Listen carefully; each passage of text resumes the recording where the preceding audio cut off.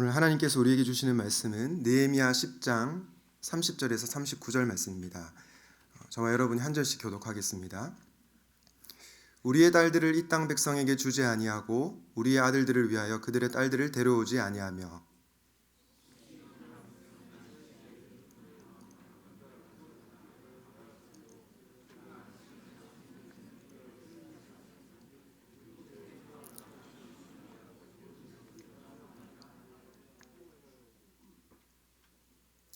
우리가 또 스스로 규례를 정하기를 해마다 각기 세겔의 3분의 1을 수납하여 하나님의 전을 위하여 쓰게 하되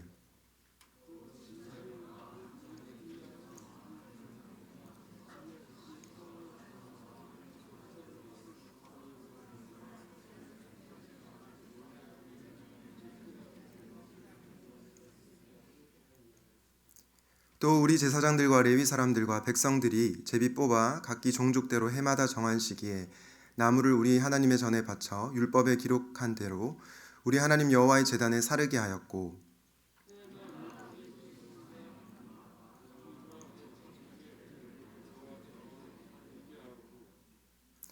또 우리의 맏아들들과 가축의 처음 난 것과 소와 양의 처음 난 것을 율법에 기록된 대로 우리 하나님의 전으로 가져다가 우리 하나님의 전에서 섬기는 제사장들에게 주고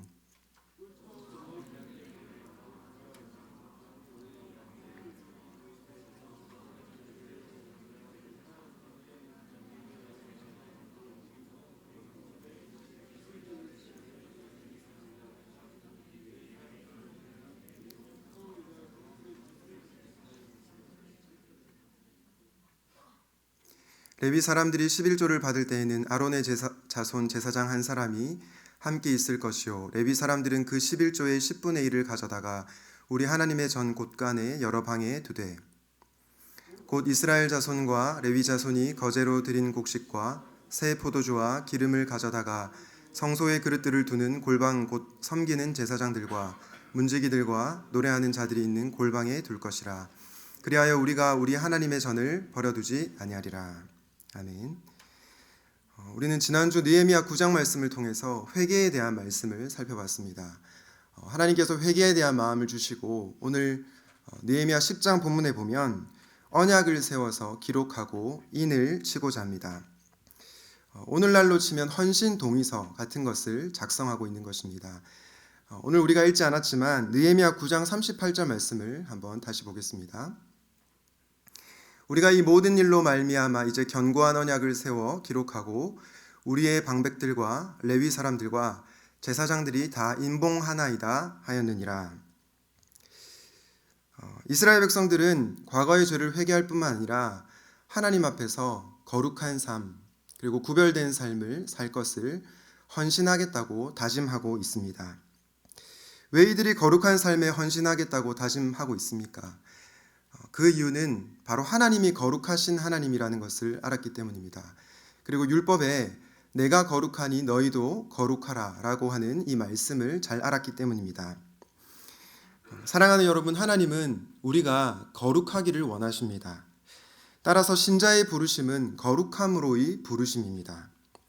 이 거룩한 부르심에 하나님께서 초청하실 때 믿음으로 저와 여러분이 반응하시면 좋겠습니다. 그런데 우리가 이 거룩하라는 명령을 들었을 때 오해해서는 안 되는 것이 있습니다.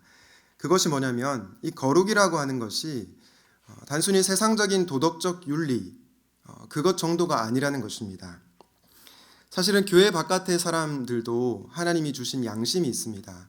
그래서 법을 준수하려고 하고요. 남에게 피해를 끼치지 않으려고 합니다. 그런데 성경이 말하는 거룩한 삶이란 그 이상을 뜻합니다. 왜 그 이상입니까? 우리는 레위기 11장 45절 말씀을 통해서 그것을 알 수가 있습니다. 레위기 11장 45절 말씀을 함께 읽어보도록 하겠습니다. 시작. 나는 너희의 하나님이 되려고 너희를 애굽 땅에서 인도하여 낸 여호와라. 내가 거룩하니 너희도 거룩할지어다. 여러분, 하나님께서 내가 거룩하니 너희도 거룩하라 명령하셨습니다. 그런데 그 명령 바로 전에 어떤 내용이 나오냐면 나는 너희의 하나님이 되려고 너희를 애굽 땅에서 인도하여 내었다. 쉽게 얘기해서 죽을 수밖에 없었던 그 하나님의 백성들을 하나님께서 건져내셨다는 것입니다. 죽음에서 생명으로 불러주셨다는 것입니다. 그리고 나서 내가 거룩하니 너희도 거룩하라 라고 말씀하고 있습니다. 여러분, 성경은 항상 윤리를 말하기 전에 은혜를 말씀합니다. 그렇기 때문에 성경이 말하는 거룩한 삶은 단순히 윤리적 삶이 아니라 바로 하나님의 은혜에 대한 반응으로 보시면 좋겠습니다. 오늘은 느헤미야 10장 본문에 나타난 내용을 통해 거룩한 삶이 어떠한 삶인지 구체적으로 살펴보려고 합니다. 여러분들이 이 말씀을 보실 때 여기에 나타난 행위를 어떤 종교적 행위로만 보지 않고 하나님께서 베풀어 주신 은혜에 대한 반응으로 보시면 좋겠습니다. 그렇게 볼 때 우리는 이 거룩함으로의 부르심에 기쁨과 감사로 반응하게 될 것입니다. 오늘은 거룩함이 무엇인지, 그리고 우리가 왜 거룩함을 어려워하는지, 마지막으로 어떻게 하면 거룩하게 살 수 있을지를 세 가지로 살펴보도록 하겠습니다. 첫 번째, 거룩함은 무엇입니까?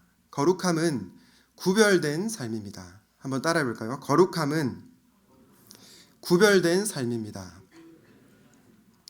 네, 이 구별된 삶이 어떤 내용인지 본문을 통해서 차근차근 한번 따라가 보도록 하겠습니다.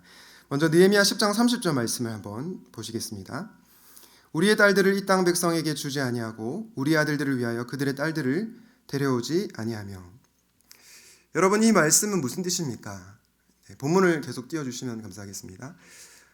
여러분, 이 말씀은 무엇을 의미합니까? 이 말씀은 바로 믿는 자와 믿지 않는 자의 결혼에 대한 이야기입니다. 이 말씀을 좀 더 쉽게 얘기하면 이렇게 번역할 수 있습니다. 믿는 딸들을 믿지 않는 백성에게 주지 아니하고 믿는 아들들을 위하여 믿지 않는 딸들을 데려오지 아니하며 라고 읽으시면 틀림이 없습니다. 소위 말해서 믿는 자와 믿는 자 간의 결혼에 대한 말씀이라는 것입니다. 여러분, 오늘날 많은 사람들이 이성교제를 할 때, 그리고 결혼을 할 때 무엇을 중요하게 여깁니까? 학벌을 중요하게 여길 수도 있고요. 또 연봉, 스펙 이런 것을 중요하게 여길 수도 있습니다. 혹은 외모, 건강, 배우자의 가정 환경 이런 것을 중요하게 여길 수도 있습니다. 혹은 성품을 중요하게 여기기도 하고요. 서로 대화가 잘 통하는 것을 연애를 할 때, 그리고 결혼을 할 때 중요하게 생각합니다. 여러분, 저는 저희 아내와 결혼할 때 어떤 기준으로 선택을 했을까요? 네, 믿음으로 선택했습니다. 라고 말씀한다면 아무도 안 믿으시겠죠? 네, 믿음으로 선택을 했습니다. 네, 다른 이유도 있지만 어떻게 보면 앞서 말씀드린 조건을 따지는 것이 인간의 본능이라고 할 수 있겠습니다.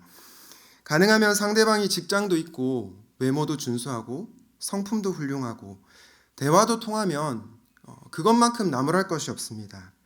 교회 바깥에 있는 사람뿐만 아니라 교회 안에 있는 사람들도 이런 것들을 고려하는 것이 저는 당연하다고 생각합니다.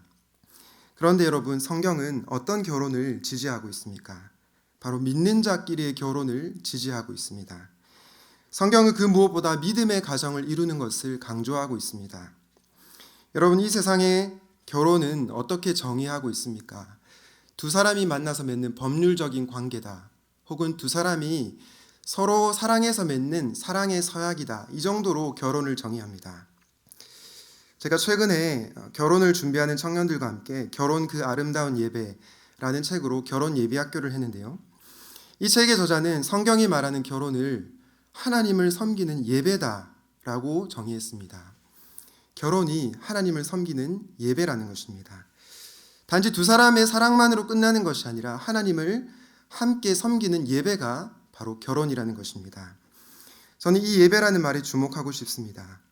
여러분, 이 예배라는 단어에는 합당한 가치를 인정하다라는 뜻이 있습니다. 여러분, 그리스도인들은 어떤 분의 가치를 가장 높이 인정해야 됩니까? 바로 우리가 섬기는 하나님이십니다. 그렇기 때문에 결혼에 있어서 가장 중요한 분은 상대방이 아니라 바로 하나님이십니다.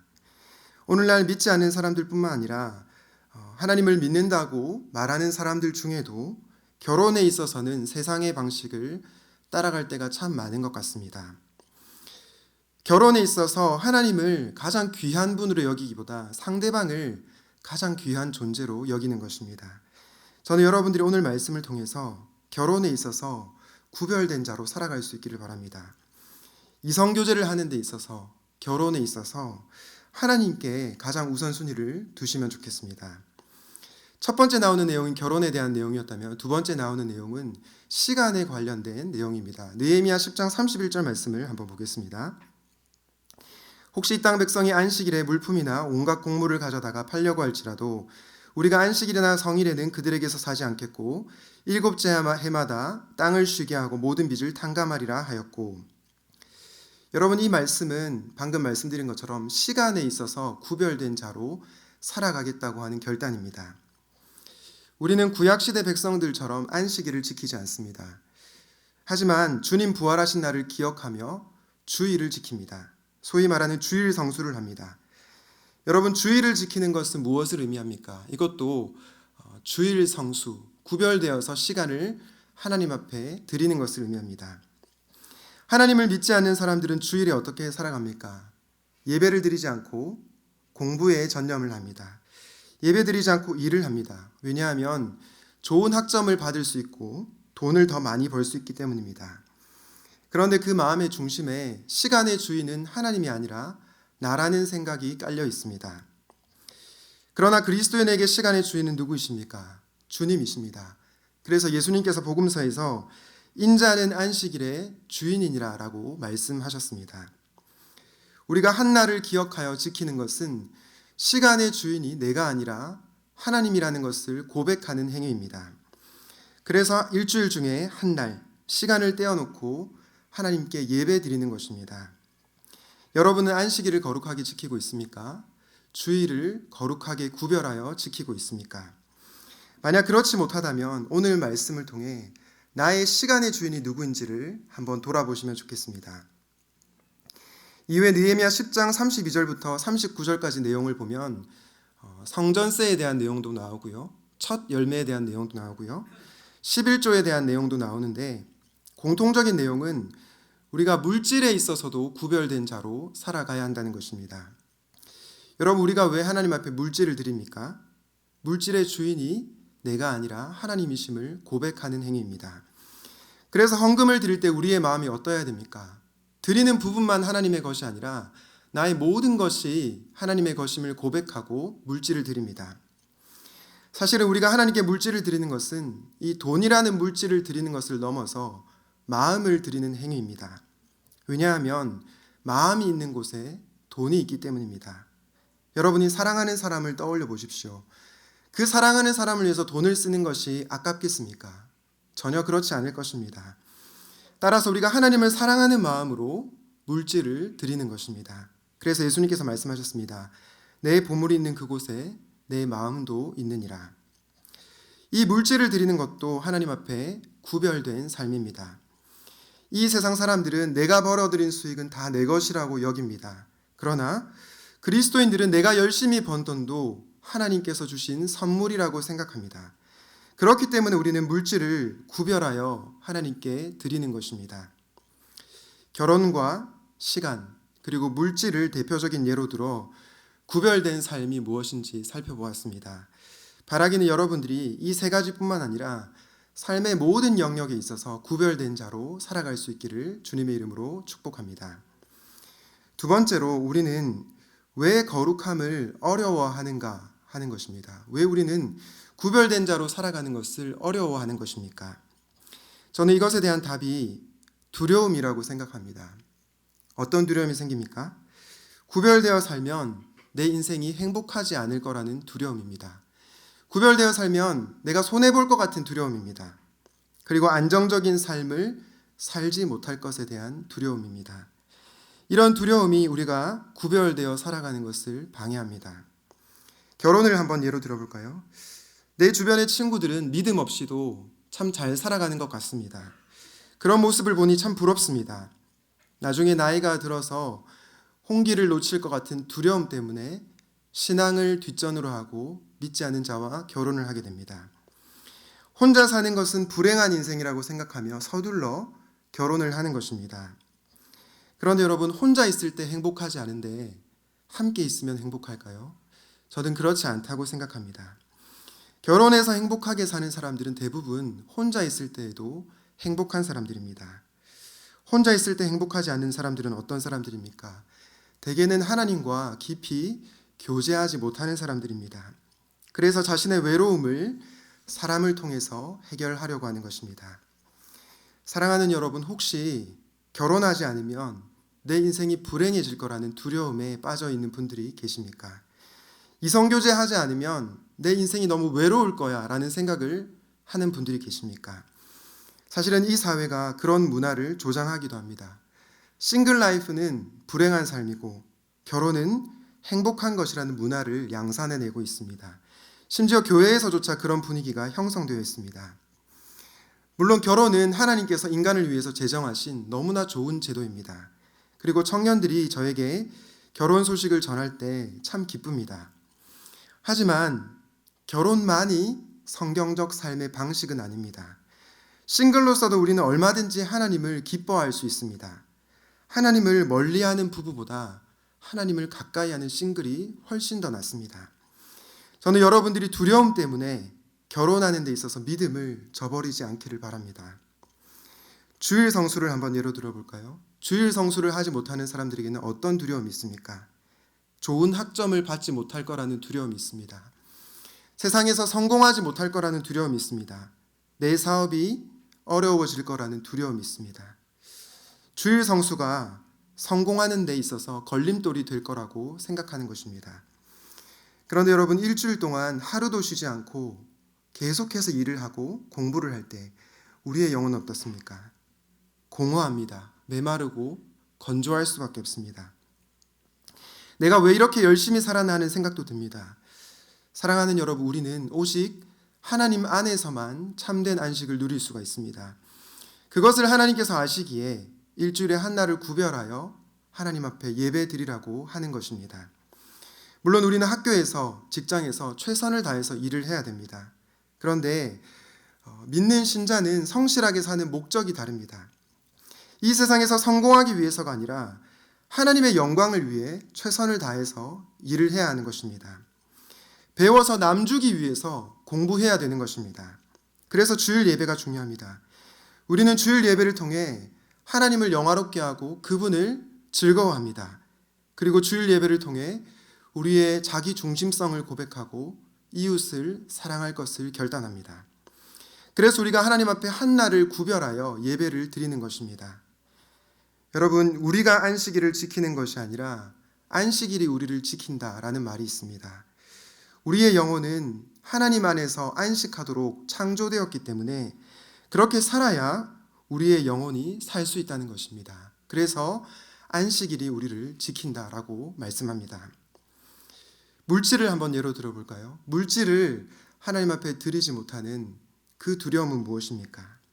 안정적인 삶을 살지 못할 것에 대한 두려움입니다. 가난한 사람들이나 부자나 누구나 물질에 대한 두려움이 있습니다. 가난한 사람들에게는 어떤 두려움이 있습니까? 내가 먹고 살 수 있을까에 대한 두려움이 있습니다. 내가 진 빚을 갚을 수 있을까라는 두려움이 있습니다. 부자에게는 어떤 두려움이 있습니까? 내가 쌓아놓은 안정적인 기반이 흔들리면 어떡할까 하는 두려움이 있습니다. 그래서 가난한 자나 부자나 물질의 노예로 살아가고 있는 것입니다. 그런데 주님께서 마태복음 6장에서 무엇이라고 말씀하셨습니까? 하나님과 재물을 겸하여 섬기지 못하느니라 말씀하시고, 그러므로 내가 너희에게 이르노니 목숨을 위하여 무엇을 먹을까, 무엇을 마실까, 몸을 위하여 무엇을 입을까 염려하지 말라 말씀하셨습니다. 우리가 하나님 대신 재물을 섬기는 이유가 바로 염려와 두려움에 근거한 것임을 간파한 것입니다. 사랑하는 여러분, 하나님은 우리의 중심을 아시는 분이십니다. 우리가 가진 두려움을 알고 계십니다. 그래서 그분이 우리에게 두려워 말라, 내가 너와 함께 하겠다 말씀하시는 것입니다. 우리는 이 말씀을 붙들고 인생의 두려움을 하나님께 맡겨드려야 됩니다. 그럴 때 우리는 이 땅에서 구별된 자로 살아가게 될 것입니다.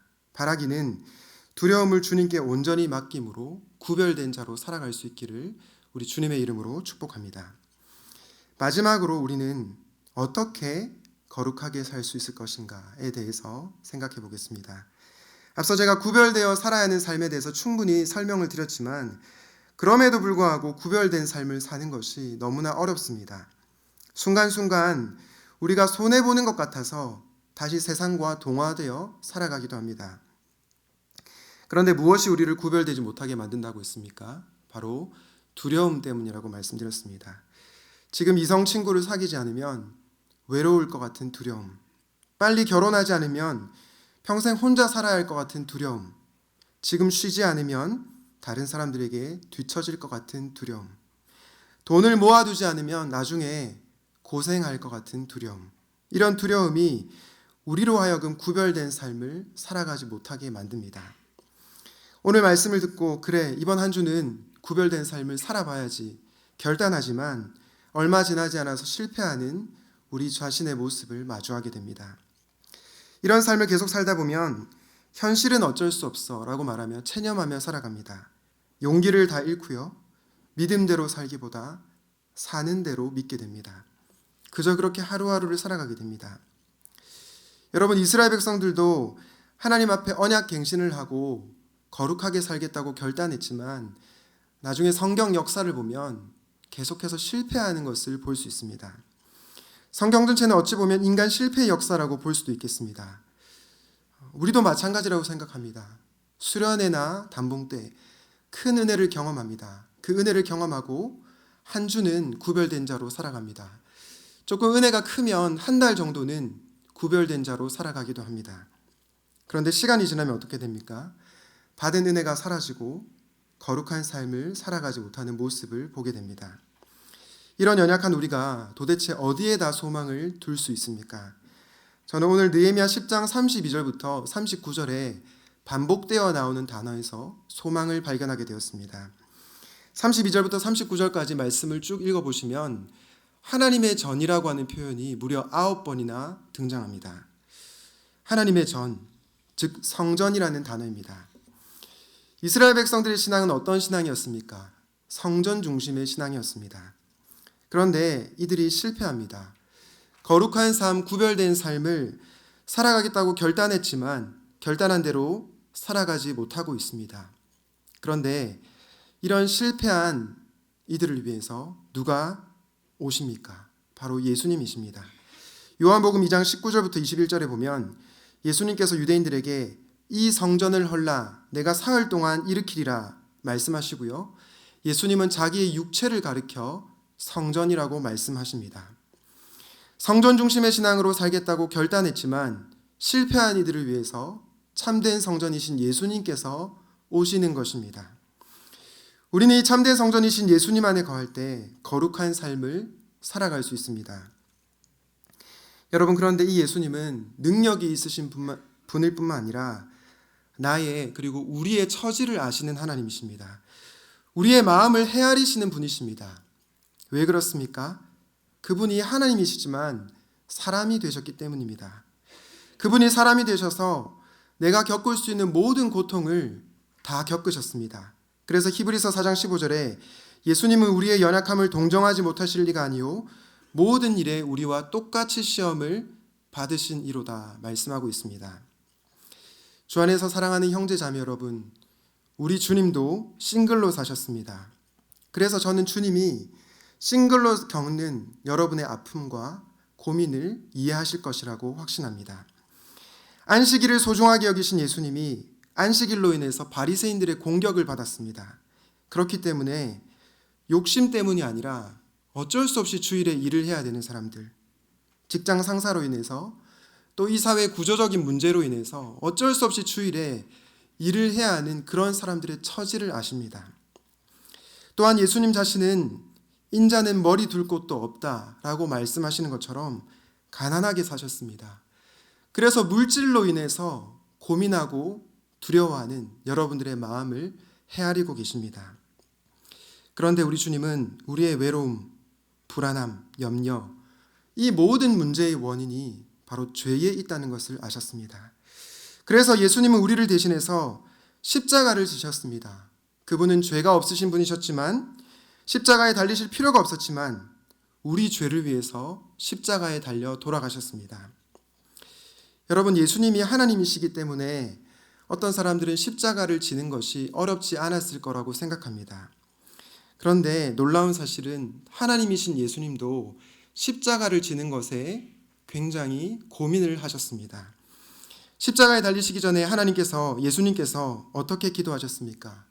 내 아버지여, 만일 하실만 하거든 이 잔을 내게서 지나가게 하옵소서라고 기도하셨습니다. 십자가를 앞에 두고 번뇌와 고민의 기도를 드린 것입니다. 그래서 내가 구별된 삶을 살아갈 것인가 말 것인가 고민하고 있을 때, 갈등하고 있을 때 우리 주님 그 마음을 알고 계십니다. 저는 예수님이 너무 좋습니다. 왜냐하면 그분은 다른 신들과 달리 우리의 마음을 아시는 분이시기 때문입니다. 우리와 똑같이 사람이 되셨고 우리의 고통 가운데로 들어오신 하나님이시기 때문입니다. 그분은 우리가 하나님의 뜻에 순종하며 살지 말지, 두려움에 빠져서 구별된 자로 살아갈지 말지 고민할 때 나도 그 고민을 했다고 말씀하시는 하나님이십니다. 그런데 여러분, 주님은 하나님의 뜻 앞에 고민하셨지만 결국 어떻게 하십니까? 하나님의 뜻에 순종하십니다. 주님께서 이 잔을 내게서 지나가게 하옵소서 기도한 뒤 어떻게 다시 기도합니까? 그러나 나의 원대로 마옵시고 아버지의 원대로 하옵소서. 이렇게 기도하시고 하나님 아버지 뜻에 순종하게 됩니다. 여러분, 예수님은 고뇌하셨지만 어떻게 십자가라는 이 말씀에 순종할 수 있었을까요? 바로 예수님께서 하나님의 선하심을 믿었기 때문입니다. 비록 십자가가 순종하기 쉽지 않은 방식이지만 십자가가 하나님의 선하신 뜻 안에 있음을 믿으셨기 때문입니다. 하나님의 선하심을 믿고 십자가에 달리신 예수님은 어떻게 되셨습니까? 부활하셔서 죄와 사망 권세를 이기셨습니다. 그분은 십자가 앞에서 많은 고뇌를 하셨지만 아버지의 뜻에 순종하셨고 결국 최후 승리를 하신 것입니다. 사랑하는 여러분, 예수님께서 여러분들에게 이렇게 말씀하십니다. 누구든지 나를 따라오려거든 자기를 부인하고 자기 십자가를 지고 나를 따를 것이니라. 물론 예수님께서 우리의 죄에 대한 십자가를 지셨기 때문에 우리는 예수님이 져야 하는 십자가를 질 필요는 없습니다. 그러나 우리는 반드시 자기 십자가를 져야 됩니다. 우리에게 자기 십자가는 무엇입니까? 어떤 사람에게 자기 십자가는 믿지 않는 사람과 결혼하지 않는 것입니다. 또 다른 사람에게 자기 십자가는 그 어떤 어려움 가운데서도 주의를 지키는 것입니다. 또 어떤 사람에게 자기 십자가는 하나님과 재물을 겸하여 섬기지 않는 것입니다.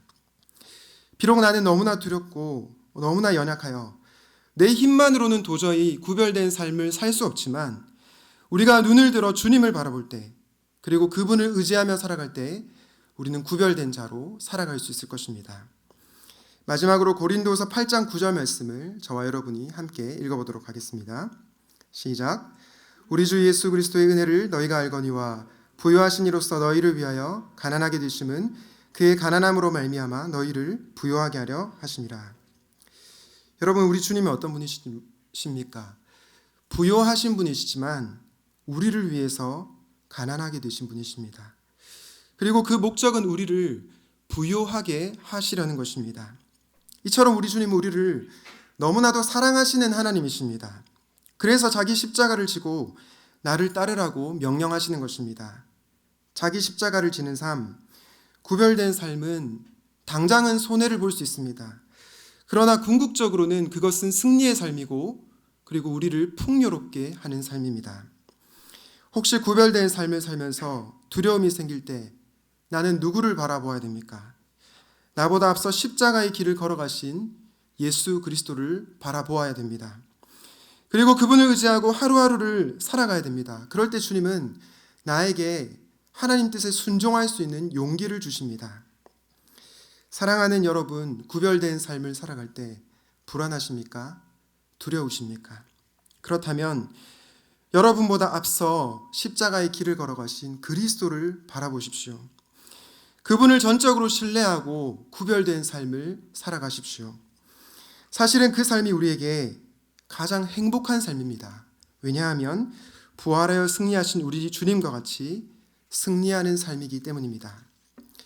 저는 여러분들이 오늘 말씀을 통해서 정말로 거룩한 자답게, 구별된 자답게 살아갈 수 있기를 간절히 소원합니다. 세상이 주는 두려움을 주님께 맡길 수 있기를 바랍니다. 그리스도만 의지함으로 거룩한 삶을 주께 올려드릴 수 있기를 주님의 이름으로 축원드립니다. 오늘 헌신 찬양을 하겠는데요. 헌신 찬양을 하기 전에 나와주시고요. 헌신 찬양을 하기 전에 한 가지 얘기를 드리고 찬양하고 기도하고 싶습니다. 청년의 지차 한 분이 저에게 자신의 오빠 얘기를 해줬습니다. 오빠가 원래 예수님을 믿지 않았는데 예수님을 믿는 언니와 이성교제를 했다고 합니다. 그런데 이 언니가 오빠에게 무엇을 요구했냐면 토요일 날에는 데이트를 할 수 없다. 왜냐하면 나는 목자 모임과 또 훈련을 받아야 되기 때문이다. 그리고 주일 성수와 목장 모임에 빠질 수 없다. 왜냐하면 나는 하나님이 너보다 더 중요하기 때문이다. 심지어 언니가 오빠에게 단기 봉사를 갈 때 기도 후원자를 부탁했고요. 그리고 나중에 이 오빠가 단기 봉사까지 갔다고 합니다. 뿐만 아니라 심지어 이 언니가 오빠에게 나와 교제하려면 매일매일 큐티해야 된다고 얘기했다고 합니다. 그래서 믿지 않던 오빠가 정말 피곤한 삶을 살아가는데 코피가 터지면서까지 그 큐티를 했다고 합니다. 근데 이 언니는 큐티를 안 했다고 합니다. 결국 나중에 이분이 이 오빠가 회심을 하게 되었고 두 분이 믿음의 결혼을 했습니다. 그리고 지금은 우리 샘물교회 장년부서에 계십니다. 저는 우리 공동체에도 이런 믿음의 롤모델들이 많이 나오면 좋겠습니다. 구별된 삶을 살아갈 때 두려움이 있지만 이 두려움을 주님께 맡기고 주님이 주시는 힘으로 구별된 삶을 살아가면 좋겠습니다. 오늘 말씀을 기억하면서 함께 헌신 찬양 드리도록 하겠습니다. 거룩하신 하나님,